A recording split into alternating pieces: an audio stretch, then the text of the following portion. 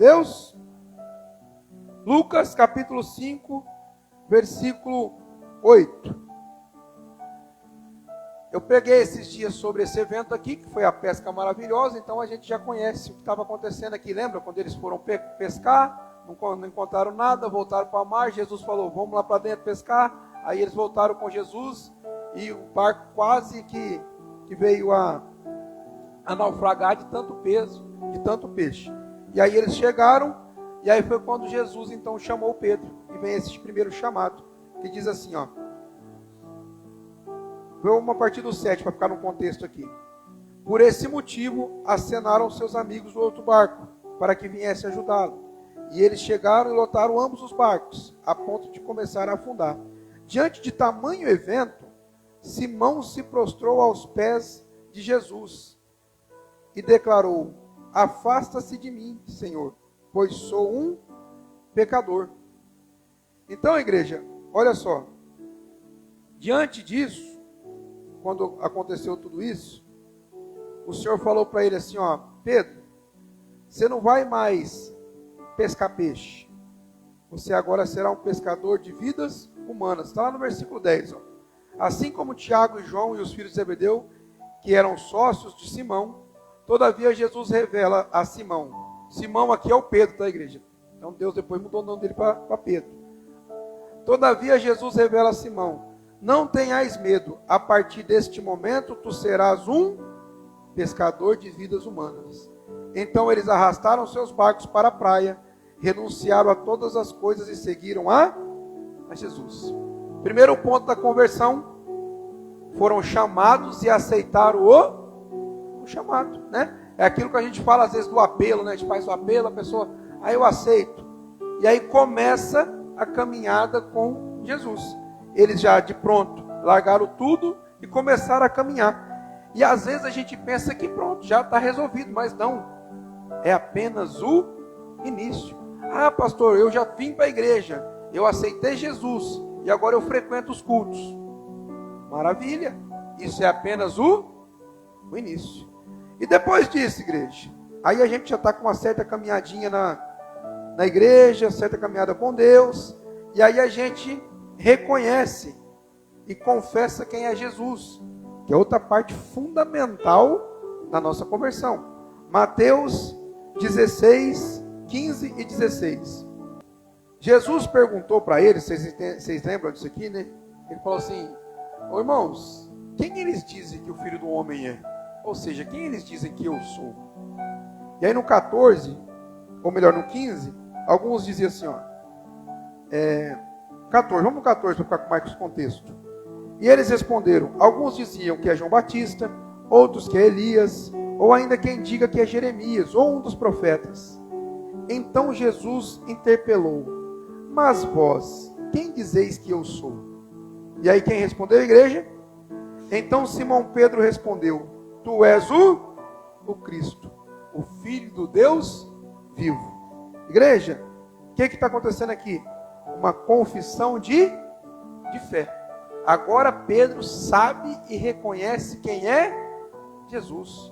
Maravilha, que coisa boa. Isso é muito bom, não é? A gente vem para a igreja, a gente começa a caminhar, aí de repente a gente entende quem é Jesus em nossas vidas, e a coisa começa a fluir. E até então, tudo tranquilo, tudo de boa. Como diz o Pedro nosso aqui, parece que está tranquilo por enquanto, né, Pedro? E aí começam a vir o quê? As aflições, as perseguições, as dificuldades, mas isso não sem antes Jesus nos alertar. Então vamos ver como é que aconteceu isso? O alerta a Pedro quanto às provações. Está lá em Lucas 22, a partir do versículo 31. Então agora, igreja, Pedro já estava caminhando há um certo tempo com Jesus, já tinha reconhecido quem Jesus era, já tinha visto inúmeros milagres, já estava firme na presença de Deus.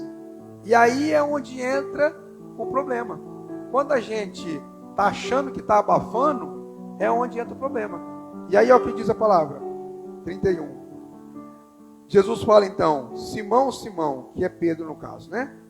eis que Satanás já recebeu autorização para vos peneirar como trigo.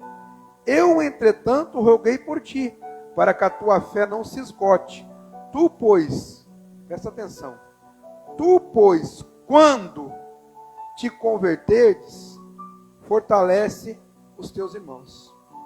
Igreja, olha que coisa profunda que Jesus falou para ele. O cara está caminhando com Jesus faz um certo tempo, ele abandonou tudo para andar com Jesus, ele reconheceu quem é Jesus, aí Jesus fala, então, Pedro, agora você fica atento, porque Satanás já recebeu autorização para te peneirar. O que acontece com a peneira, igreja? Na época desse contexto aqui, quando se colhia o trigo, ele era peneirado para quê? Para o trigo cair, a sujeira, o joio, o que tivesse de impureza, ficava na peneira. Então, era tipo uma abanação de café, mais ou menos. Tipo assim, né? Você lembra, né? Joga o café para cima, cai as folhas e o café fica. Mais ou menos aquilo lá. Mas de uma forma mais agitada, de uma forma mais, como que eu posso dizer, mais rústica. Entendeu? O trigo não é tão facilmente separado igual o café. Tinha mais impureza, então era mais rústico. Então Jesus está usando essa alusão para dizer o quê? Satanás agora vai começar a te testar. Satanás agora vai começar a te tentar. E você tem que permanecer firme. Porque o que ele quer? Esgotar a sua fé. Por isso que está dizendo. Olha só. O texto é bem claro, né, igreja? Não deixa a gente ter dúvidas. Olha o que o texto diz. Eu, entretanto, roguei por ti, para que a tua fé não se esgote. Então, o que acontece? Ele está passando no limite da aprovação para ver o quê? Para ver se verdadeiramente ele está convertido, ou se ele permanece apenas mais um simpatizante do Senhor Jesus. Será que verdadeiramente a fé dele vai suportar os dias maus, ou a fé está só quando está tudo bem? Porque quando Jesus está com a gente, igreja, do nosso lado, como é que estão as coisas? Tudo bem. Tem uma tempestade. Jesus olha e fala, calma de tempestade. Vamos dormir, gente, está tudo tranquilo. Né? Tem um gadareno endemoniado vindo correndo. Jesus só para. O gadareno já, que eu tenho contigo e tal. Aí os demônios falam, joga nós nos porcos. Os demônios pedindo clemência para Jesus. Então, está tranquilo, né? Aonde Jesus está? Estamos com fome. Aí Jesus fala, alguém tem um pãozinho? Aí, tem um pãozinho, 2 peixinhos, então, pá, alimenta a multidão. Está tudo tranquilo. Quando está com Jesus, está tudo tranquilo. Só que, em certos momentos, Jesus vai se afastar. Para quê, igreja? Você lembra que a palavra diz que eles são discípulos? Então, eu vivo falando isso para a igreja. O que acontece? Eu percebi isso ontem aqui. Vou aproveitar para falar, né? Eu percebi isso ontem. Nós temos um corpo de obreiros fantástico. Mas eles ficam esperando o pastor falar. Se o pastor não fala nada, não acontece nada. Agora, se o pastor falar, faz isso, é na hora, né? Não tem, é uma coisa fora do comum. Mas se o pastor não fala nada, não acontece nada. Mas o que o pastor quer? Que as coisas aconteçam sem ele falar. Porque aí eu vejo que todo mundo aprendeu. Enquanto só está fazendo o que eu falo, é porque está faltando aprender. Naturalmente falando. Com Jesus, da mesma forma. Enquanto estão precisando de andar de mão dadas nele, é porque não conseguem andar sozinho. Não é que a gente vai andar sozinho, mas sozinho eu estou falando fisicamente sozinho. Então, Jesus ia se afastar deles fisicamente, mas eles tinham que continuar fazendo a obra, tinham que continuar firmes. Porque Jesus já estava explicando, é necessário que eu morra, e no 3º dia eu ressuscite, e eu vou voltar para o meu lugar. Né? Eu não vou ficar aqui. Então, Jesus estava preparando eles para quê? Para a sua ausência física.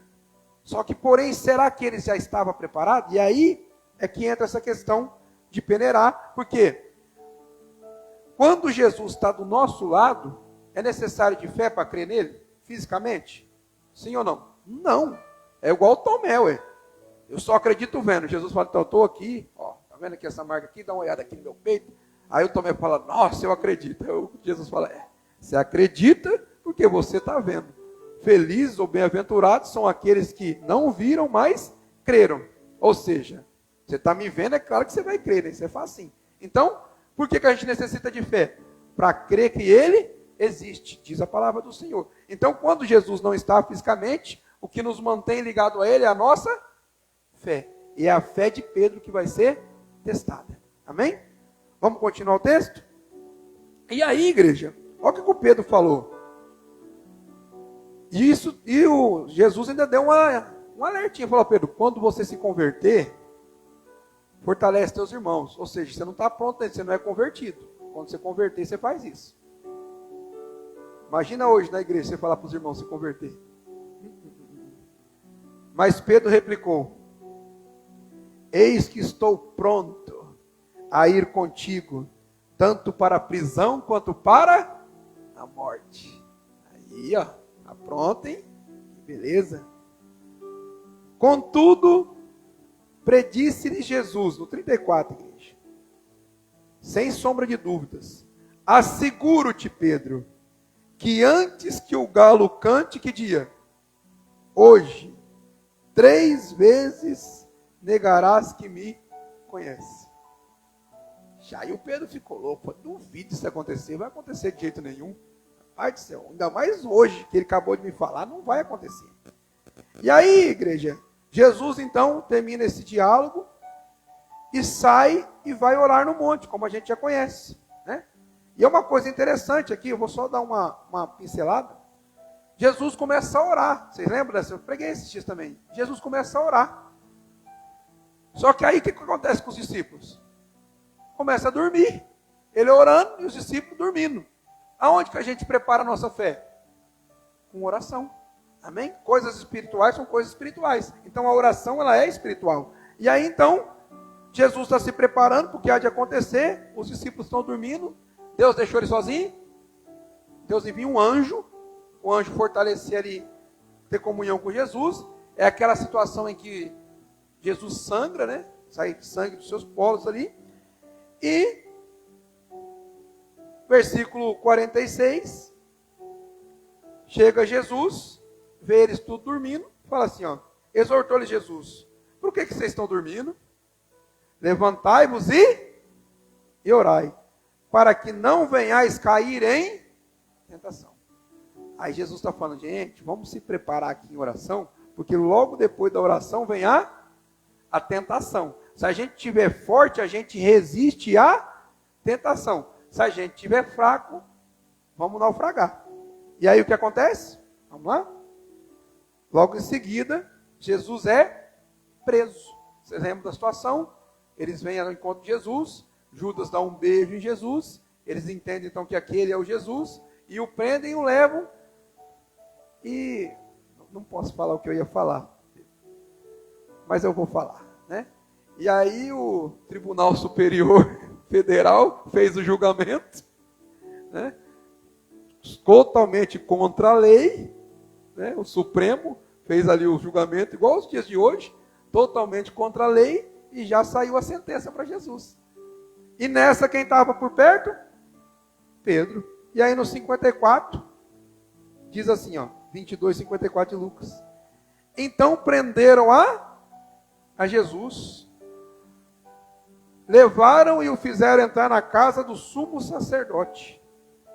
Pedro, entretanto, o seguia à distância. Perceberam? Enquanto Jesus estava com Pedro, Pedro estava achando que ele era o super-homem. Mas agora Pedro já está seguindo Jesus de que forma? Mas Pedro não disse que seria capaz de ir preso com Jesus? Podia ele estar mais perto, não podia? Que forma ele estaria mais perto? Preso junto. Estou disposto a ir preso, Senhor. Mas quando Jesus vai preso, o que acontece? Vamos se distanciar um pouquinho, vai que está ruim para mim. Aí isso, igreja, é o quê? As perseguições. Os dias maus vão chegando, então, seguir Jesus já não é tão bom mais quanto parecia. Já tornou-se mais perigoso, porque agora se ele foi preso, imagina eu. E aí continua o texto e diz assim, versículo 55. Mas quando acenderam um fogo no meio do pátio, se assentaram ao redor dele, Pedro assentou-se com... Então fizeram uma fogueira, se assentaram. Quem que se assentou ali? Os gentios, os ímpios, estava tudo ali. Você queria matar Jesus, tudo ali. Se assentaram. Aí, o Pedro não tinha lembrado do Salmo número 1, né? não se assentar na roda dos escarnecedores. O que ele fez? Sentou lá junto. Por que, igreja? Porque não tem nada a ver. E aí ele se assenta com eles e começa a estar junto deles. E é interessante isso. Quando vocês se assentam com os descrentes, automaticamente que você está se afastando dos crentes. E sabe algo que nos fortalece? A unidade. É sempre assim. Quando tem 3 crentes andando junto, e convertido, né? Porque não basta ser crente, tem que ser convertido. Tem 3 crentes andando junto e convertido, Gilgal. Aí um fala assim, vamos fazer algo de errado. Aí se tem mais 2, um dos 3 no mínimo vai falar assim, não, isso aí não é agradável, não, a palavra de Deus condena. Aí o outro fala, não, é mesmo, né? Aí o outro, então, se vocês 2 não vão, eu também não vou. Acaba dando certo de só tentar, de intentar, né? Intentar, mas não ir para o ato. Agora 3 crentes não convertidos. Aí um fala que vai fazer uma coisa errada. Aí que o outro fala, pode ir que eu te dou cobertura. Aí o outro fala, e eu fico para dar fuga. Vai dar certinho nós 3. Por quê? Nenhum é convertido. Todos estão ali de alegres. Ainda falta a conversão. No primeira tentação que veio, a primeira, já caiu todo mundo. Amém? Por isso a gente precisa, pode pôr um pouquinho. Por isso a gente precisa andar com pessoas mais fervorosas que a gente. Eu não vou dizer melhores, que bom é Deus. Mas se eu ando com pessoas piores do que eu, vai dar ruim. Isso a gente aprendeu com os nossos pais, né? Eu não posso andar. Então, por exemplo, se eu não oro, eu tenho que andar com um crente que ora. Se eu andar no meio de 3 crentes que oram, sabe o que vai acontecer? Eu vou orar. Esses dias, o Pedro e o Carlos Eduardo me ligaram. Eu estava lá em Brasília. Aí eles me ligaram. Pastor, nós queremos conhecer o vale. Por quê? Um deve ter falado, vamos conhecer o vale. O outro falou, vamos conhecer o vale. Os 2 queriam orar, vamos para o vale. Agora imagina, tem um crente e um descrente. Um vai, vamos para o vale, tá louco, aquele mato lá dentro está tudo sujo. Vamos outro dia. Ah não, então outro dia nós vai. Não vai dar certo. Agora quando tem 2 com a mesma intenção, fica melhor.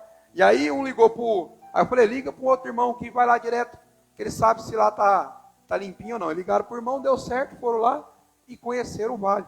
Né? E é bom o vale, né, Pedro? Lá no vale tem uma atmosfera diferente, é um lugar de oração. É coisa boa. E aí, isso tudo faz parte do nosso desempenho. Né? Quando eu estava no início da conversão, eu ia muito no vale. Depois a gente vai parando de ir. Mas deve voltar a fazer isso também. Mas o tempo e as coisas vão embaraçando a gente não consegue fazer. Mas o vale é muito importante a gente ir lá. E eu gostava muito de ir lá no vale. Eu e a pastora, a gente ia lá, passava a tarde lá no vale orando. Era uma maravilha. Então, sempre é bom a gente estar com pessoas que estão iguais a nós ou melhores. Por isso que a gente fica batendo na tecla. Você fica andando na roda dos escarnecedores, andando com quem não presta. Aí o que acontece? Você imagina, tá lá, você numa festa. Só tem beberrão, drogado e prostituta. E você no meio. E pior que esses são os nossos parentes. Aí nós tá lá. Mas parente não tem problema, né? O parente que bebe não é bêbado, né? O prostituto, que se prostitute é parente, não é prostituto. Porque é parente, então não é nada. Aí você está lá no meio daquele povo. Aí de repente um fala para você, toma uma caracu. Caracu não tem álcool. Aí você fala, né? Não tem ninguém aqui mesmo. Tá só um. Aí o outro fala, você lembra que você gostava de vinho? Estou com um vinho suave aqui, ó. 0,5 de álcool. Quase não tem álcool. Toma aí. Aí o outro fala assim, você gostava da cervejinha? Eu estou com uma sem álcool aqui. Toma uma cervejinha sem álcool. Aí você toma 2 copos sem álcool, no terceiro já está com álcool, você nem percebeu. Aí vai, está todo mundo bem, tudo tranquilo, todo mundo crente naquele lugar, né? E a hora que você percebe, você já se distanciou muito de Jesus. A hora que você percebe, você está longe. Amém? Agora, quando você está no meio dos crentes, é impossível você ter um pensamento desse, que isso não vai acontecer, isso não vai gerar ali, não vai ter sombra daquilo ali acontecer. Você está num ambiente que tem 100 pessoas, nenhuma está com bebida alcoólica, ninguém trouxe, nem tem no lugar. Qual a probabilidade de você beber? Quase zero, né? Que tem uns que levam, né? Mas quase zero. Então, 95% de probabilidade de não beber. Ele é um beberrão que já leva e esconde dos irmãos. Mas tudo bem. Aí, ele vai ter que beber escondido. Qual a probabilidade de te oferecer? Nenhuma, porque está escondido, né? Então, assim funciona. Então, a gente precisa ficar atento com os ambientes em que a gente está inserido. Ficar muito atento. Agora, tem ambiente que a gente não escolhe. Né? Por exemplo, lugar de trabalho. Você está trabalhando lá, um pouco tem vários ímpios do seu lado. Você não escolhe. Né? Você vai no mercado comprar. O mercado, o cara lá é idólatra. Ele não pode fazer nada. Agora, no caso aqui, a palavra de Deus diz que fizeram a fogueira, se assentaram em volta, e Pedro se assentou-se com eles. Então, Pedro poderia ficar longe disso, mas ele optou por ficar lá. Por quê, igreja? Porque muitas vezes a gente pensa que está forte. Não, eu não caio em tentação, não, estou firme. E aí ele fez isso. E olha o que aconteceu. No 56. Uma criada, o viu assentado ali, à luz do fogo, e olhando fixamente em seu rosto, o acusou. Este homem também estava com ele. É assim que funciona. Sabe quando as pessoas falam, você não é crente? Tu não é crente? Basicamente ela está falando assim, o que você está fazendo aqui? Você não estava com ele? Por que você está longe dele agora? É assim que funciona. É igual os crentes que estavam naquele show lá de Tirapuã. É justamente aquilo ali. Então os crentes que estavam ali, alguém vai chegar e falar, o que você está fazendo aqui? Você não é crente? Você não estava lá no culto do Carlos Eduardo? Por que você está aqui agora? É isso que acontece. Né? E a gente vai falar o quê? Só tem uma coisa a se falar. Né? Se você falar que você é crente, a pessoa fala, então o que você está fazendo aqui? Está no lugar errado. Aí você tem que falar o quê? O que o Pedro falou. O que o Pedro falou? Contudo, Pedro negou. Asseguro, mulher, nem o conheço. Igreja, um dia atrás, estou pronto para morrer contigo e ir para a cadeia. Poucas horas depois, não o conheço. E é assim que acontece, igreja. Quando a gente está fazendo coisas erradas e contrárias à palavra, a gente tem que dizer que não conhece a palavra. Não é isso? Que não sabe do que está sendo falado. Assim que funciona. Então, você não sabia de não sabia. Você não é crente? Não sou crente. Não. Você não está indo para a igreja? Não, estou indo não. Não, estou sossegado isso aí, ó. Estou tranquilo. E continua. E aí, igreja, Satanás investe só uma vez? Ele continua, porque ele quer fazer o quê? Minar a sua fé. E vai continuar. Versículo 58. Quanto tempo depois? Pouco depois. Aí saiu essa mulher, apareceu quem? Um homem. Também o viu e afirmou, tu também é um deles. Mas Pedro contradisse, homem, eu não sou. Tu também é um deles. O que quer dizer? Você é um cristão, você é um seguidor de Jesus, você é um crente, você é um discípulo. O que ele disse? Não, eu não sou. Está negando o quê? A fé. Está negando a sua fé. Aquilo que ele mais acredita, ele agora está negando. E é isso que Satanás quer fazer com a gente. Quer que a gente negue a nossa fé. Quando está tudo indo bem, todo mundo faz questão de falar que é crente, sim ou não? E quando as coisas estão indo mal? Sabe por quê? Porque, assim como a gente ouviu ontem, está atrelado talvez na religiosidade de hoje, que Deus só existe quando as coisas vão bem. Eu estou prosperando financeiramente, Deus está comigo. Eu estou devendo, eu estou sem Deus. Eu estou bem fisicamente, Deus está comigo. Eu estou doente, eu estou sem Deus. Sabe quem quer colocar isso na sua cabeça? Satanás. Essa questão é Satanás que coloca na nossa cabeça. Está tudo... eu estou discutindo lá em casa, então meu casamento está sem Deus. Não, queridos. Isso tudo faz parte. Amém? As tentações faz parte diariamente. E Satanás vai tentar ou de uma maneira ou de outra. De um jeito ou de outro. Em uma área ou em outra área. De acordo com aquilo que a gente vive. Eu já falei isso 500 vezes, né? Não entendi, vou explicar. Satanás vai tentar a pessoa no alcoolismo, aquele que foi um alcoólatra. O que não bebe e não gosta, ele não vai tentar nisso. O cara que é viciado no cigarro, não consegue sair disso aí. Quem nunca fumou? Você acha que Satanás vai vir? Deixa eu apresentar um maço de cigarro? Não quer dizer nada, você nunca fumou. Agora, para aquele que uma chaminé a vida inteira, a hora que vê, fica louco. Então, Satanás vai nos tentar de que forma? De acordo com aquilo que é a nossa fraqueza. Amém? E o Pedro aqui, ele estava com o que nesse momento? Com medo. Amém? Ele estava com medo. Vocês já prepararam isso? Que com medo é impossível de seguir Jesus? Toda vez que Deus vai levantar alguém, o que é que ele fala? Seja forte e corajoso. Não temas e não desanime. Então, com medo é impossível de fazer a vontade de Deus. Deus levanta Gideão. Quando a gente conhece muito bem a história. Gideão fala, mas logo eu, o mais fraco da minha família menor, tem jeito não. Deus levanta Moisés, mas ele fala, eu sou gago, não sei nem falar. Então, todo mundo que Deus vai falar para fazer alguma coisa, o que as pessoas têm? Medo. Moisés fala, e aí, vou chegar lá, eu falar para libertar o povo, ele vai matar. Medo. Então, Deus quer tirar da gente o quê? O medo. Paulo, ele simboliza isso muito bem. De que forma? Quando ele fala assim, ó, o viver para mim é Cristo. E o morrer é lucro. O que ele está dizendo? Eu não tenho medo de falar o que tem que ser falado. Eu não tenho medo de pregar. Eu não tenho medo de nada quando eu estou fazendo a vontade do Senhor. Por quê? O que o homem pode fazer? Pode tirar a minha vida. Isso vai ser o que para ele? Lucro. Olha que maravilha. Então, não tem o que ser feito. Ou seja, você acha que Paulo tinha medo? Ele chegava, ele ia preso. Aí eles falavam assim para ele, ó,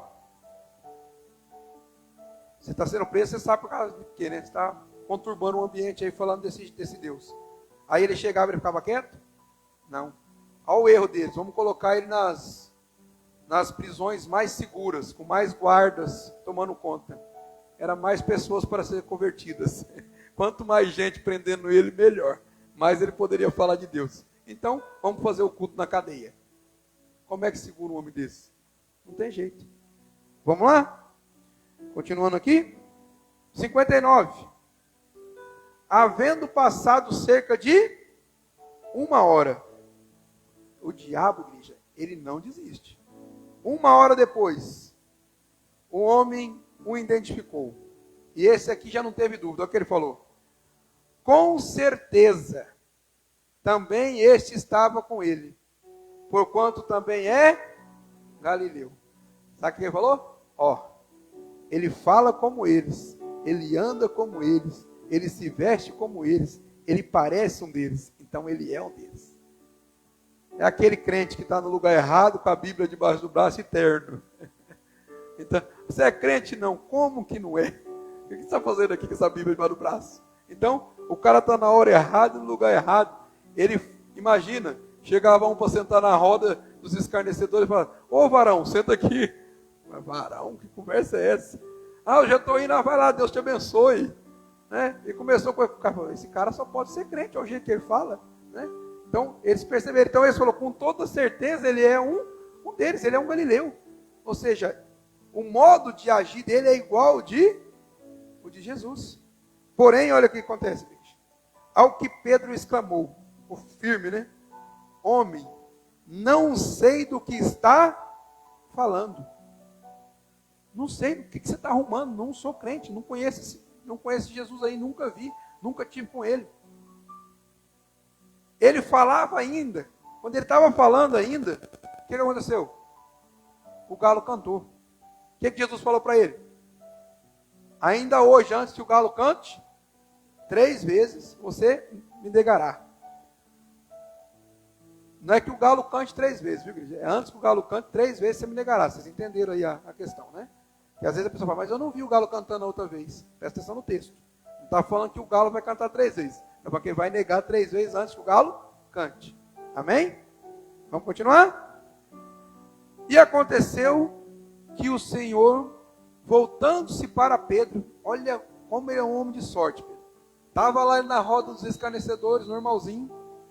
Aí quando de repente, Jesus está saindo, bem no momento em que ele está negando. Ele está falando assim, eu não conheço. Jesus está vindo bem aqui. Ele falou assim, não conheço, nunca vi esse cara não, nunca tive com ele. Jesus apareceu. Aí a hora que ele olhou para cá, adivinha o que aconteceu? Jesus olhando para ele. E ele aqui, acabando de falar, não conheço Jesus. Já aconteceu com você? Já, né?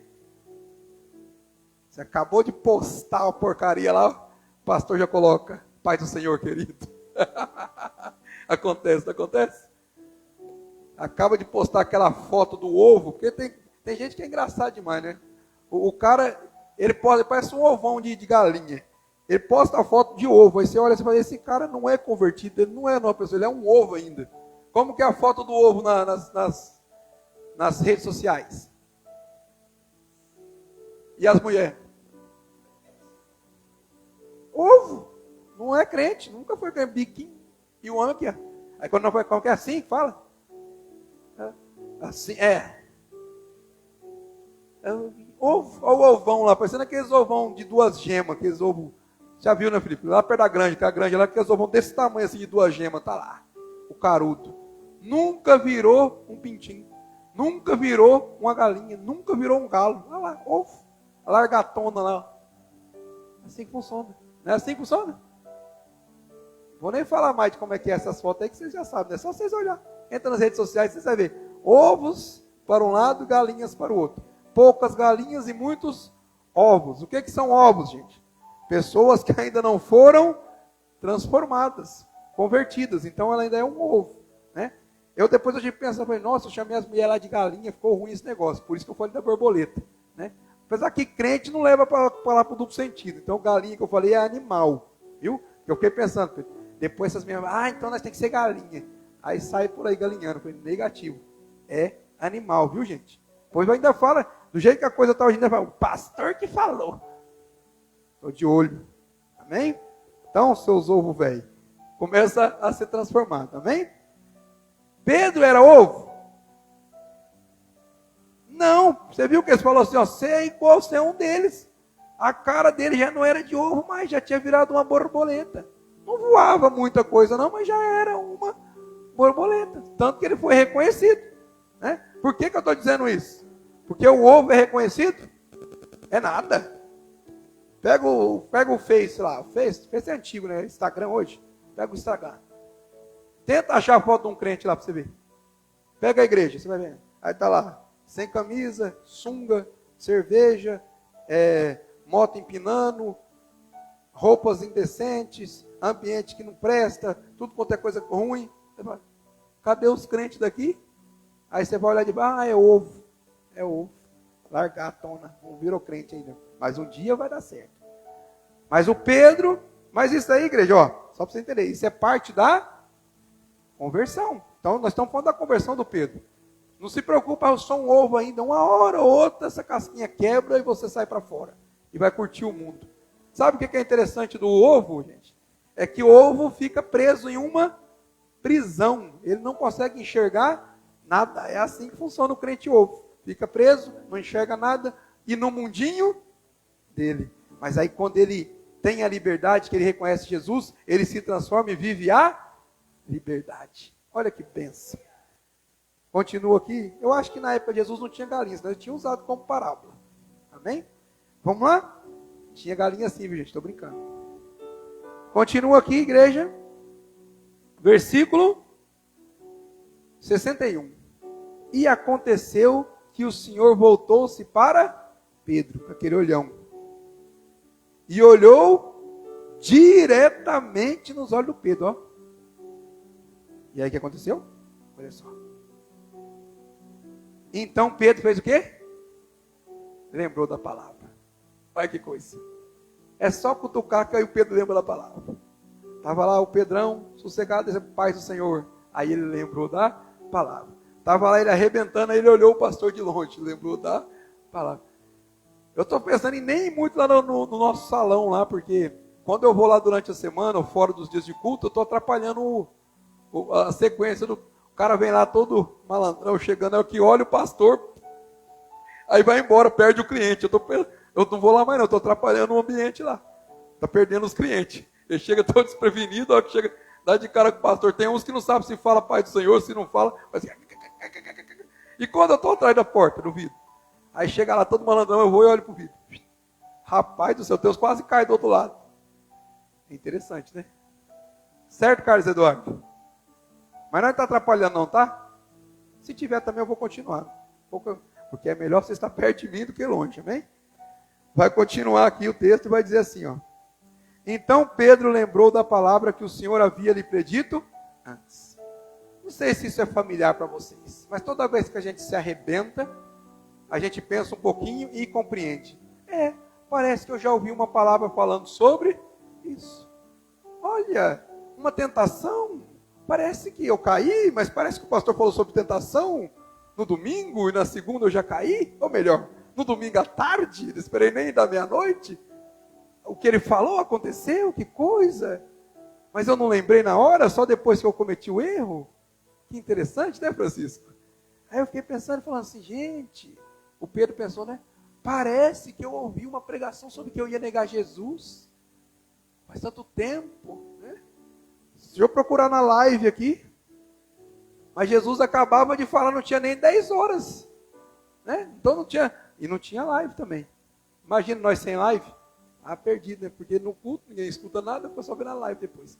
Aí, resumindo, volta Pedro e fala assim, nossa, Jesus falou que Satanás estava me peneirando e que eu ia negar ele 3 vezes ainda hoje.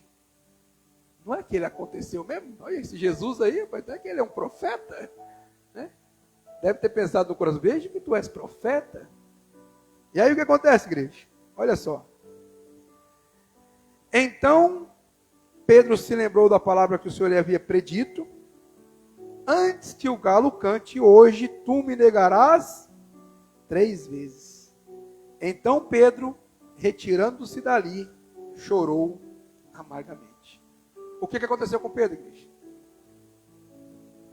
Primeiro um remorso.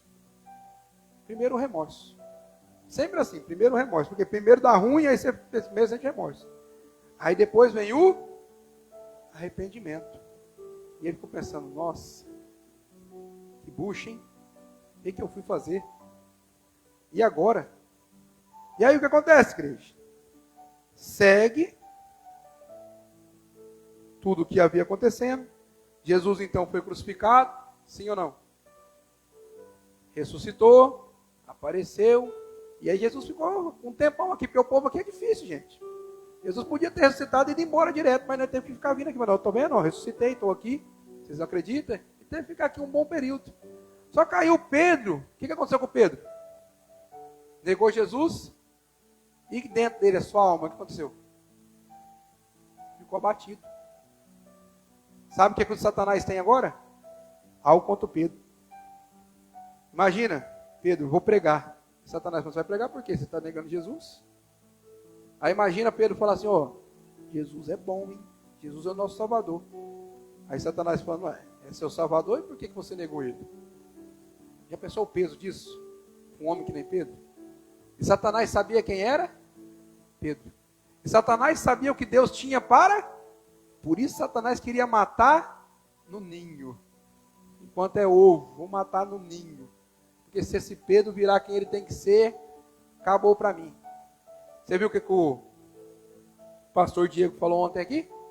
120 homens transformaram o mundo. Não sei quantos milhões de cristãos hoje não transformam nem a sociedade. Alguma coisa não está batendo. Mas aí volta aqui para o texto. Então Pedro ficou muito amargurado. E aí acontece tudo que a gente já sabe, né? Ressurreição, Jesus volta. E em João 21:15, 21:15, igreja. Pra vocês entenderem aqui. Aí estava lá, né?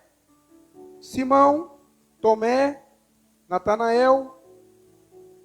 Sabe o que eles estavam? Pescando. Vamos pescar. Vamos por quê? Enfraqueceram na fé. Jesus falou para pescar o quê? Homens. E ele está onde? Na água. No rio. No rio tem homem? Tem peixe. Então o que ele estava fazendo? Voltou ao início. Ao que ele fazia. A fé dele se desvaleceu. Satanás o peneirou. E agora? Um ou mais dois que estavam meia boca, vamos pescar, vamos lá, vamos arrebentar. Aí entraram no mar. Pescaram e pegaram o quê? Nada. É assim que funciona. Quando você quer fazer o que Deus não mandou você fazer, não dá certo. Mas a gente faz o quê? Insiste. Mas não dá certo, não pegaram nada. Aí vem Jesus, chegando, com toda a sua sabedoria, no versículo 15. E diz assim: Assim, pois, tomarem um desejum. Jesus questionou a Simão Pedro. Ou seja, só para vocês entenderem aqui, deixa eu explicar antes um pouquinho o que aconteceu. Antes disso. Para vocês entenderem, senão fica vago. A hora que eles voltaram sem pegar nada, eles olharam na praia, quem que estava lá? Jesus. Aí Jesus olhou e falou: vamos pescar? Aí, e com que cara que eles perguntam se é Jesus ou não? Porque eles reconheceram Jesus. Mas como é que pergunta? É o Senhor Jesus? Tudo quietinho, vamos pescar. Jesus fala: joga para a direita aí. Ele jogou a rede. Que dia que veio a rede? 153 peixes. Só suportou porque era Jesus estava pescando. Senão a rede ia romper e ia cair os peixes. De tanto peixe. Aí o que o Pedro lembrou? O que o Pedro lembrou, igreja? De quando ele foi chamado. O que ele estava fazendo quando ele foi chamado? Pescando. O que aconteceu quando ele foi chamado? Uma pesca maravilhosa. O que aconteceu agora? Uma pesca maravilhosa. A mesma coisa. Jesus falou: vou restaurar ele do começo ao fim. Então, às vezes, Deus vai nos levar lá para o início. Não fisicamente, mas é para você lembrar de onde que Deus te tirou. Às vezes a gente esquece de onde Deus nos tirou, né? Então, Deus só está dizendo para ele: tá vendo? Pescar, você já estava pescando, querido. Eu que te tirei daí. Então, vem cá. Aí ele lembrou. Aí Jesus, antes de levar isso para pescar, ainda falou assim: Pedro, estou com fome. Eles olhou, não tinha pescado nada. Jesus ainda tirou uma onda deles. Vocês são pescadores, 3 pescadores profissionais, estou com fome. Eles tinha peixe? Não tinha. Aí Jesus falou: o quê? Vamos pescar. Aí volta com o peixe. Agora, Jesus manda fazer um peixinho e fala: ó, após o desejum, vamos ter uma conversinha. Amém? Sabe? Após o culto, pega a primeira esquerda, vamos conversar. Aí é o que Jesus fala. Assim, após tomarem o desejum, Jesus questionou a Simão Pedro: Simão, filho do João, tu me amas mais do que esses outros? Respondeu ele: sim, Senhor, tu sabe que eu te amo. E Jesus o encarregou: cuida dos meus cordeiros. Sabe o que Jesus está falando? Você me ama? Então faz alguma coisa. Falar só não serve para falar: eu amo Jesus. Ama? Então o que você tem feito? É isso que Jesus está dizendo. Continua, versículo 16. Outra vez. Por que outra vez? Quantas vezes Pedro negou? 3. Então Jesus vai fazer a mesma coisa aqui. Outra vez Jesus pergunta: Simão, filho de João, tu me amas? E ele afirmou: sim, Senhor, tu sabes que eu te amo. Jesus lhe confiou: pastorei as minhas ovelhas. Basicamente é o seguinte: você me ama, o que você está fazendo aqui? Por que você não está lá pastoreando, fazendo o que eu mandei você fazer? O que você está pescando? Eu te amo. Amo, mas não faz nada para a obra? Amo, mas não... Qual que é o fruto desse amor? Nenhum. Que tipo de amor que é esse? Aí veio o 17. Pela terceira vez, Jesus perguntou: Simão, filho de João, tu me amas? E Pedro ficou angustiado por Jesus lhe haver perguntado pela terceira vez: tu me amas? E assegurou-lhe: Senhor, tu conheces todas as coisas e sabes que eu te amo. Comissionou-lhe Jesus: apacenta as minhas ovelhas. Aí fica ligado que tem um negocinho a mais aqui nesses textos aqui. Jesus perguntou por 3 vezes, você vê que Pedro respondeu as 3, mas na terceira vez foi diferente a resposta de Pedro, né? Por que, igreja? Para a gente entender, no original, no texto aqui, Jesus estava perguntando assim, ó: Pedro, você me ama com amor ágape, o amor sacrificial? E Pedro respondia: Senhor, eu te amo com amor fraternal. Entendeu isso? No original lá, quando Jesus pergunta sobre o amor, ele usa a palavra ágape. E Pedro responde com a palavra fileus, que quer dizer um amor fraternal e não um amor sacrificial. Não entendi ainda, presta atenção. Jesus está dizendo assim: Pedro, você me ama ao ponto de morrer por mim? E Pedro responde: Senhor, o Senhor sabe que eu te amo como a um irmão, como a um pai. Não a esse ponto. Para morrer, eu não sou capaz de fazer isso ainda. Aí Jesus pergunta a segunda vez: Pedro, você me ama ao ponto de morrer por mim? E aí o Pedro responde pela segunda vez: Senhor, eu te amo com amor fraternal. E aí na terceira vez, o Senhor pergunta assim: Pedro, você me ama com amor fraternal? Usando a mesma palavra que Pedro estava respondendo. E aí Pedro responde de que forma, igreja? Olha só que interessante. Pela terceira vez, Jesus perguntou: Simão, filho de João, tu me amas com amor fraternal? Aí já mudou a palavra Jesus. Pedro ficou angustiado. Por que ele ficou angustiado? Porque ele sabia que Jesus o conhecia. Porque ele sabia que Jesus sabia que ele tinha negado ele quando precisou de um amor ágape. E ele não era capaz de demonstrar esse amor por Deus, por Jesus. E naquele momento ele ainda não era capaz. Sabe o que Pedro está fazendo, igreja? Reconhecendo as suas limitações. E é isso que a gente às vezes não reconhece. Eu sou demais com Jesus, mas às vezes não é. E Jesus não quer que você seja demais com ele. Jesus quer que você seja verdadeiro com ele. Então quando Jesus está dizendo para o Pedro: Pedro, Satanás já tem autorização para te peneirar, ele está querendo ouvir do Pedro o seguinte: eu vou me policiar, eu vou fazer o possível. Ele não está querendo ouvir do Pedro: eu sou capaz de ir para a cadeia e sou capaz de morrer por ti. Sabe por quê? Porque ele sabe se é verdade ou não. Então quando ele estava dizendo aquilo, certamente Jesus falou: infelizmente vai dar ruim. Porque sabia que era mentira. Jesus nos conhece. E agora Pedro sabe o quê? Pedro sabe que Jesus nos conhece. Então quando ele pergunta: você me ama? Ao ponto de se entregar por mim? Pedro fala: não, eu te amo, mas não com essa profundidade. Eu te amo, mas não a esse ponto. E aí Jesus então fala: então, no seu nível aí você me ama? Entendeu que é dois padrão? Um padrão de amor é o padrão de Jesus. O outro padrão de amor é o nosso padrão. E aí ele pergunta para Pedro: Pedro, no seu padrão você me ama? Aí Pedro faz o quê? Fica angustiado. Porque Jesus perguntou pela terceira vez: tu me amas? E assegurou: tu conheces todas as coisas e sabe que eu te amo. O que ele está dizendo? Você sabe que dessa forma eu te amo. E Jesus falou o seguinte para ele então: já que você me ama, faz o quê? Apacenta minhas ovelhas. Ou seja, não existe amor sem demonstração desse amor. Não existe amor só de falação. Todo amor tem que ser demonstrado em todos os sentidos. Qual que é o problema? Às vezes o que a gente espera como amor não é o que é nos entregue. Vamos dar um exemplo. Jesus amou o mundo de tal maneira, com amor qual? Ágape. Ao ponto de entregar o seu filho para morrer na cruz por todos nós. É um amor grande? É um tipo de amor que a gente está capaz de fazer?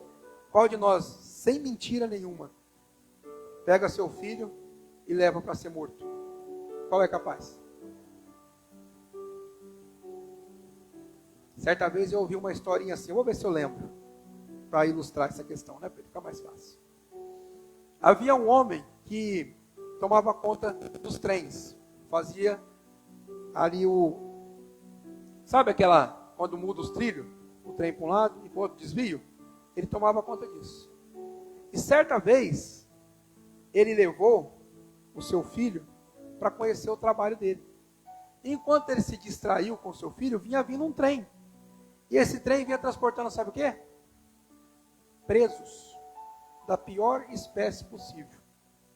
Ladrão, assassino, estuprador, tudo quanto é coisa estava lá. E quando ele olhou para frente novamente, o seu filho estava brincando no trilho do trem. E a hora que o menino foi sair, o pezinho dele ficou preso, ele ficou preso no trilho onde ia passar aquele trem.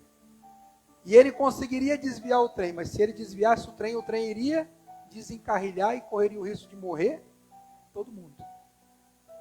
Aí ele estava com essa questão.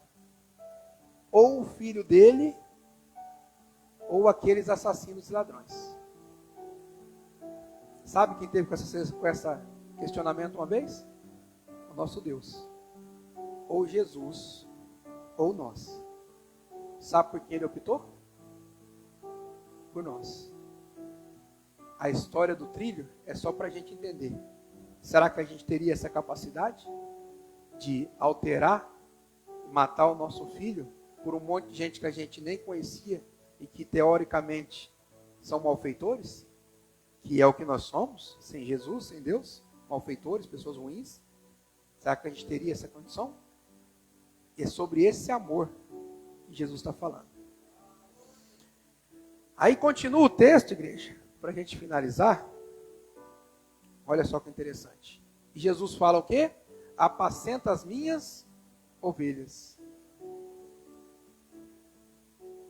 Nós não podemos, igreja, dizer que amamos a Deus sem fazer nada nesse sentido. Eu amo a Deus, por quê? Porque Ele me dá saúde, porque Ele cuida da minha casa, porque Ele cuida da minha família e porque Ele me dá dinheiro. Você não está amando a Deus, você está amando as coisas. Amém? É bem diferente. Eu amo meu filho. Por que eu amo meu filho? Porque eu dou os presentes que ele quer, eu faço tudo o que ele quer, eu dou a roupa que ele quer, a escola que ele quer estudar, tudo o que ele quer eu dou. Você não está amando seu filho. Quem faz isso, essa proposta, igreja, de dar tudo o que a gente quer, é de Satanás, não é de Deus.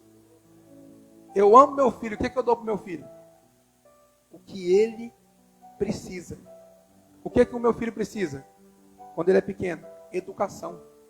Então, em vez de eu deixar ele fazer o que ele quer, eu ensino ele a fazer o que é necessário, o que tem que ser feito. Vou dar um exemplo.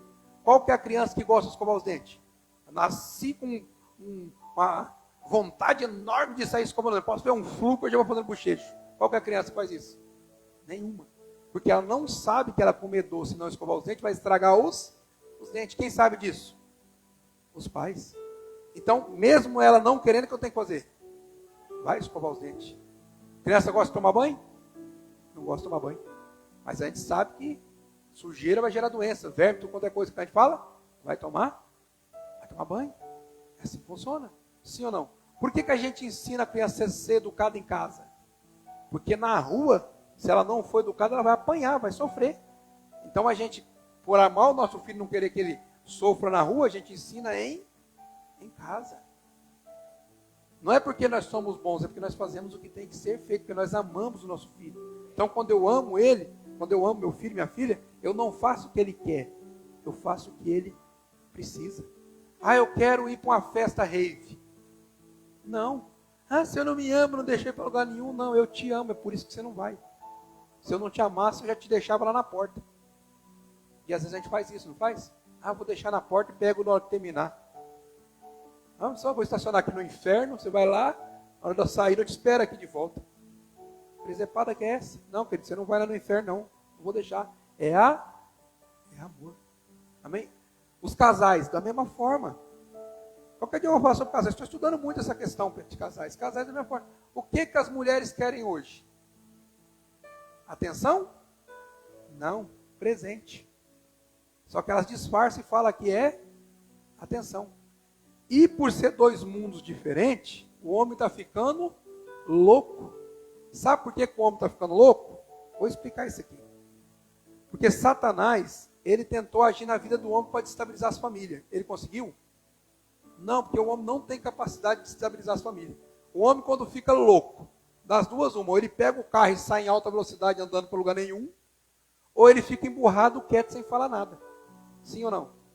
E a mulher, quando fica louca? É vizinha, é galinha, é papagaio, é casa, até a casa quer fugir dela. Filho. Ninguém fica, a mulher destabiliza toda a casa, toda a família. Então o que o Satanás entendeu? Nem era para mim estar falando sobre isso, mas só uma pincelada. O que Satanás entendeu? Eu preciso desestabilizar as mulheres. De que forma? Fazendo elas virar homem. Porque aí deixa de ter mulher. Porque é a mulher que edifica a sua casa. Se não tem mulher, vira todo mundo homem, quem que vai edificar? É por isso que hoje, olha a régua que está hoje dos homens. Quando o homem vai procurar uma mulher, a primeira coisa que ele é mulher? Olha a régua. Olha a cabeça das mulheres. Olha a cabeça infeliz dessas mulheres. Olha só. Queremos os direitos iguais. Que ótimo. Olha o direito que vocês conseguiram. Direito de trabalhar, de limpar a fossa, de pegar coisa pesada, de sujar a mão de graxa, de acordar de madrugada. Que merda de direito foi esse? Que direito é esse? Ah, os salários iguais. Eu acho perfeito, mas vocês têm que lutar para ser salário de gerente, supervisor, de diretor. Agora, salário de limpador de fossa, a mulher quer limpar a fossa no lugar do marido? Raspar curral no lugar do marido? Que presepada que é essa? Ah, vou rapar curral. Não, filho, não vai rapar curral não. Vai fazer a comida, mão limpa. Vai rapar merda e depois vai fazer comida?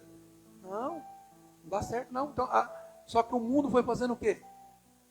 Devagarzinho, com muita delicadeza, foi mudando e alterando as coisas. 90% das mulheres hoje não querem tomar conta dos seus lares. Porque elas querem ser o quê? O homem, porque o trabalho do homem é mais fácil, né? Segundo elas. Então aí elas querem lá amassar barro, amassar concreto, ser pedreira, ser não sei o quê. Que presepada que é essa, querido? Quem que falou que esse é o intuito de Deus? Quem que falou que desde o princípio era assim? Quem que falou que cuidar da casa não é algo muito mais digno que você sair para trabalhar e fazer a função do outro? É cada um fazendo a sua função. Mas o negócio foi ficando misturado. Aí a atenção que a mulher quer, voltando a falar da atenção, ela não quer atenção, ela quer um presente. Quando para-se o presente, começam-se as discussões. Aí o que o homem aprendeu? Se eu der um presente, ela fica quieta. Ficou fácil. Se a gente fosse milionário, como não é, está todo mundo entrando em dívida, fica endividado. Está lá, não tem dinheiro nem para pagar a funerária, mas está comprando presente para a mulher. Se morrer, vai ter que ir no plano da igreja, porque não tem dinheiro, vai estar lá comprando presente. Por quê? Porque se não comprar, a onça não fica calma. Se a onça não fica calma, não tem sossego dentro de casa. E aí começa a dar esses problemas todos. Amém? E nós nem estamos no encontro de casais. Qualquer dia eu estou fazendo isso aqui ainda, tá, gente? Vamos continuar aqui? Eu estou montando esses bolsos ainda em casa. Amém? E vamos continuar aqui. Então, esse tipo de amor que a gente tem hoje está muito conturbado. É sobre isso que eu estou querendo dizer. O amor está conturbado. O amor não é mais o amor. O amor virou algo que a gente aprendeu o que seja através dos filmes. Então, os filmes de Hollywood, que é um filme totalmente satanista, nos ensinou o que é o amor. E a gente aprendeu, porque era o que a gente queria. E Deus vem com outra coisa, totalmente para falar, ó, Pedro, eu quero saber do amor ágape, sacrificial. Então eu não quero saber se o homem é capaz de dar um presente para a mulher. Eu quero saber se ele é capaz de morrer por ela. Você entendeu qual que é o nível do negócio? Só que aí a mulher, ela está cobrando o quê? O presente, não o sacrifício. Então o negócio fica difícil para arrebentar. Mas aí, gente, vamos falar da conversão, continua a conversão do Pedro, né? Nós não saímos daqui hoje. Então Jesus agora restaurou Pedro. Por quê? Pedro confessou que ele não era capaz de morrer por Jesus. Jesus falou o seguinte: agora, Pedro, eu vou colocar essa capacidade em você. De que forma? Atos, capítulo 2. Vamos lá? Então agora o Pedro volta para Jerusalém. Aí eles começam a se encontrar de novo. E aí, eles falam, e a gente vai ficar aqui esperando até que aconteça algo diferente aqui em nós. Senão a gente não vai sair não, vamos ficar aqui reunidos, quietinho. Aí no capítulo 2 diz o seguinte: ao completar-se o dia de Pentecostes, estavam todos reunidos em um só. O que chama isso? Unidade. Todos reunidos em um só lugar, unidade. Não estavam um em casa, um não sei na onde, um não sei na onde, não sei na onde. Todos reunidos em um só lugar. E de repente o que aconteceu? Veio do céu um barulho, semelhante a um vento, soprando muito forte. E esse som tomou conta de toda a casa onde estavam assentados. E então Todos viram distribuídas entre eles línguas de fogo, e pousou uma sobre cada um deles. E todas as pessoas ali reunidas ficaram cheias do Espírito Santo e começaram a falar em outras línguas, de acordo com o poder que o próprio Espírito lhes concedia que falassem. Ora, estavam morando em Jerusalém judeus temente a Deus, vindos de todas as partes do mundo. Ao ouvirem aquele estrondo, ajuntaram-se em grande número de pessoas e ficaram maravilhados, pois cada um ouvia falar em sua própria língua, e perplexos, admirados, comentavam uns com os outros: porventura não são galileus todos esses que estão falando? Como então cada um de nós ouve em nossa própria língua materna? Nós não somos pardos, medos, elamitas, habitantes da Mesopotâmia, Judeia, Capadócia, do ponto da província da Ásia, Frígia, Pânfila, Egito, Líbia, Cirene, romanos, ou seja, nós somos de todos os lugares, árabes.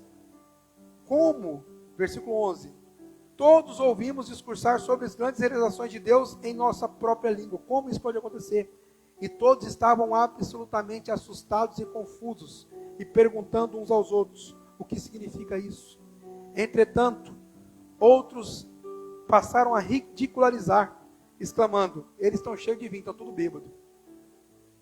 Olha que interessante.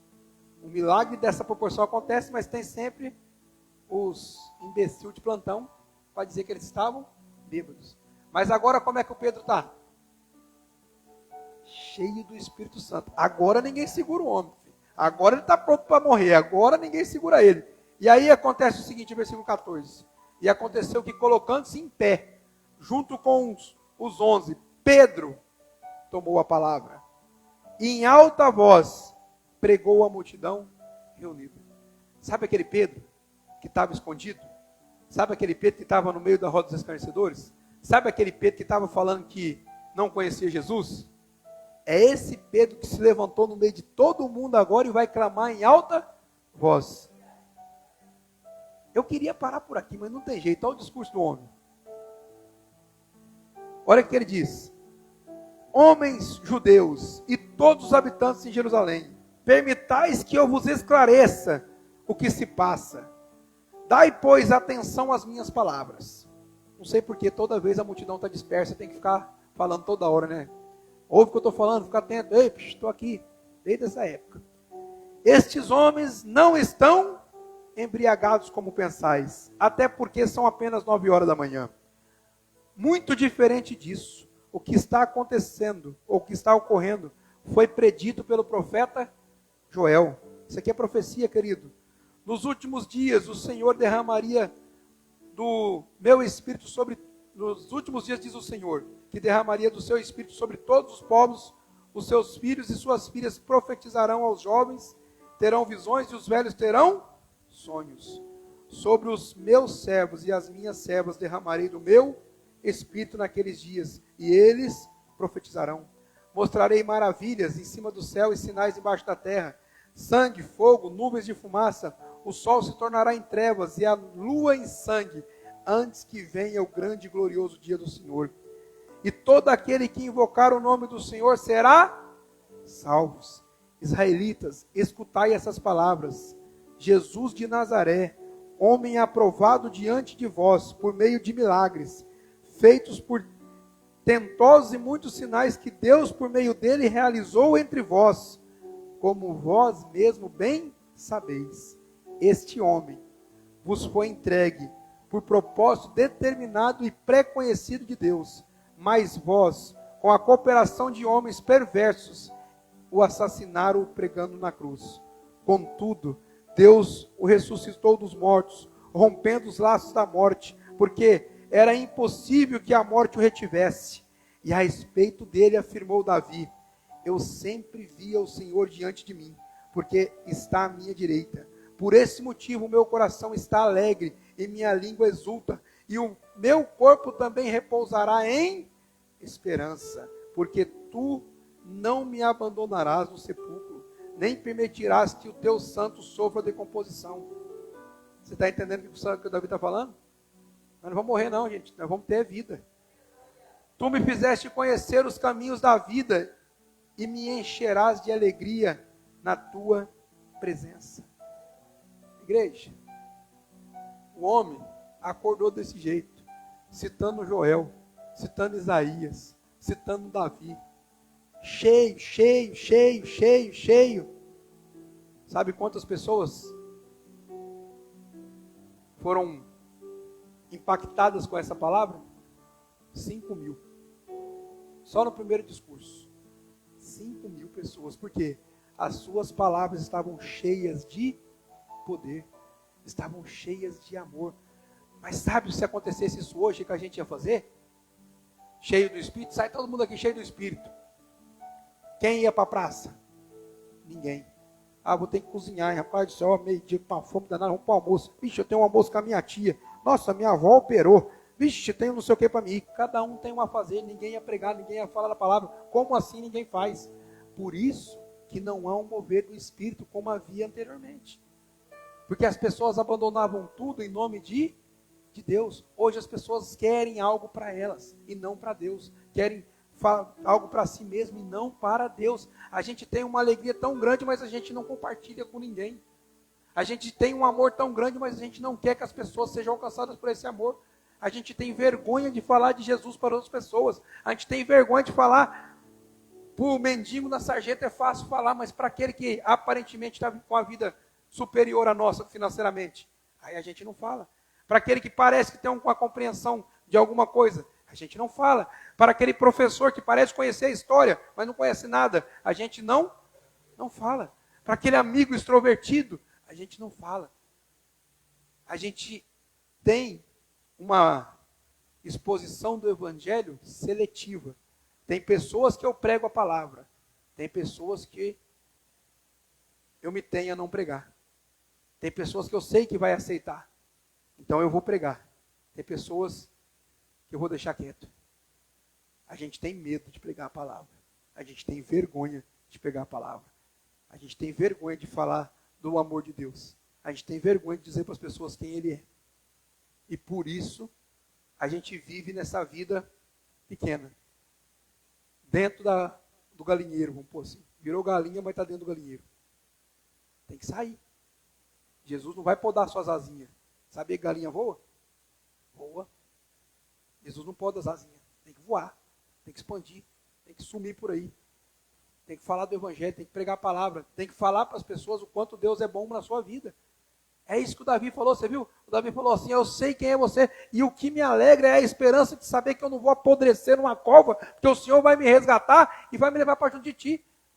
O Davi está dizendo isso, igreja. E Pedro só está reafirmando as palavras de Davi. E o que a gente tem feito? O que a gente tem falado? A preocupação é só em nós, só em nossa vida, só no que a gente é, no que vai acontecer, no que eu estou comendo, no que eu estou bebendo, no carro que eu vou comprar, na casa que eu almejo. Pelo amor de Deus. Se a minha esperança tiver em uma vida melhor, eu estou morto. A palavra de Deus diz, aquele que quiser ganhar a sua vida vai perder, e aquele que perder a sua vida por Jesus vai alcançar, vai ganhar. Então, o negócio com Deus é totalmente diferente, é uma loucura. E a gente precisa estar atento para poder entender essa loucura, entender como é que funciona. Eu não preciso agradar as pessoas, não, ao contrário, o pastor Diego pregou ontem aqui, Jesus não veio trazer um abraço apertado, aquele amplex, como falava meu pai. Jesus veio trazer a espada. É a espada. Vai dividir, vai doer, vai machucar. É assim que funciona. A verdade, o que machuca mais do que a verdade, igreja? Nada. Se tem algo que machuca, é a verdade. E a palavra de Deus diz que Deus, Jesus, Ele é a verdade. Então, se a verdade machuca, isso aqui vai machucar. Mas machuca para sarar, machuca para transformar. Você acha que não machucou o Pedro? Jesus fala assim, ó, Pedro, vou trazer agora para as palavras nossas aqui. Jesus está dizendo assim, Pedro, você me ama ao ponto de dar a vida por mim? Porque lá naquele dia você não fez isso. E o Pedro fala, eu te amo, Jesus. Eu te amo como a um pai, como a um irmão. Aí Jesus fala a segunda vez, eu não estou te perguntando isso não, estou te perguntando se você me ama a ponto de dar a sua vida por mim. E aí ele fala, eu te amo, Jesus, como um irmão. E aí Jesus fala o seguinte para o Pedro, Pedro, tudo bem. E como um irmão, como um pai, com amor fraternal, você me ama? Aí o Pedro fala, eu te amo, o senhor sabe disso. que Jesus está dizendo para ele? O que ele está dizendo para Jesus? Eu sei que o Senhor me conhece. Eu sei que o Senhor sabe das minhas intenções. Eu sei que o Senhor sabe quem eu sou. Então não tem como eu mentir. Então, a esse ponto eu te amo. O que Jesus fala para ele? Vai se converter? Não, Jesus fala para ele, maravilha, agora é comigo. Vai apacentar minhas ovelhas. Faz a minha vontade agora, deixa a sua de lado, faz a minha que você vai ver quem você é. E aí Pedro transformou-se no Pedro que ele é. Jesus entrega a chave da igreja para o Pedro. Aí, o Pedro era um papa? Não, Pedro nunca foi papa. A igreja católica foi feita bem depois disso aqui. Roma, então, foi muito depois. Então esquece esse negócio. Pedro era um apóstolo da igreja de Jesus. Qual que era a igreja de Jesus? A igreja de Jesus. Não tinha placa. Os cristãos foram conhecidos como cristãos porque seguia Jesus. Por isso eles eram denominados cristãos. Na época chamavam o povo do caminho, que segue o caminho. Que era o caminho? Jesus. Então esquece placa. Esquece essa porcariada tudo e foca na palavra. Está aqui, ótimo. Saiu daqui, é heresia. Pronto. Acabou. E nos últimos dias, pastor, o que vai mais ter é heresia. O que vai mais ter é porcaria. E o Satanás descobriu, ou melhor, o Satanás já sabia de algo muito interessante, que o homem vive em prol de si mesmo, hedonismo, prazer de si próprio. O homem adora isso. O que as igrejas estão fazendo no dia de hoje? Vamos dar o que eles querem. O que os líderes querem? Dinheiro. Então, para ganhar dinheiro, tem que dar o que para o povo? O que eles querem. É assim que funciona. Como o circo está em baixa hoje, vamos fazer igreja. Porque dá mais dinheiro que circo. Pouca gente vai para o circo, mas muita vai para a igreja. E se falar mentira, então heresia, aí não cabe de gente. E vamos embora. Profetizando, mentindo e arrecadando. E o povo? Caminhando, fingindo e indo para o inferno. E vamos todo mundo bem. Não é isso que Jesus quer. Nunca foi esse o propósito. Amém? Que nós possamos sair daqui esta manhã revestidos do Espírito Santo de Deus. Com o pensamento em fazer aquilo que é a vontade dele e não a nossa. Em nome do Senhor Jesus. Coloque-se de pé.